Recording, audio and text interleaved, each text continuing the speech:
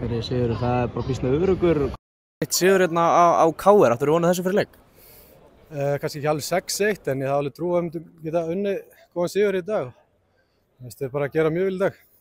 Hvað bara fannst þér hvað vannst leikurinn þínum mati? Kannski byrja vel 1-0 þegar jafna, svo eru snöggir að svara og bara haldið ykkur inn í þessu og bara slátur um restina. Hver fannst þér þetta bara koma?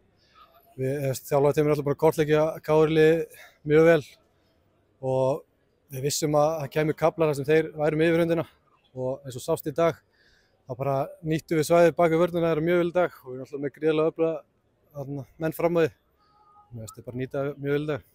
Kemur áttunin lið og leikjaðist þú núna í hvað efstu deild hjá Val núna, bara hvernig líður með það og hvernig var svona tilfinningin þegar þetta var kynnt inn í hátalargerðinu? Bara mjög ánægður og stoltur með það, fara fram úr alvöru gæðum eins og Hauk Pál og Bjössar Hreiðars og fleirum. Ég er bara gríðarlega stoltur og sérstaklega að vinna líka 6-1 móti KR í þessum leik, það var bara mjög skemmtilegt. Bara rétt að byrja? Bara rétt að byrja, nóg eftir. Hvað er bara svona aftur leiknum sjálfum, KR-inga fá víti, margir vildu meina og allan af valsmenn vildu meina þetta sem var svolítið ódýrt, bara hvernig leið þér þegar þú sást þetta inn-game?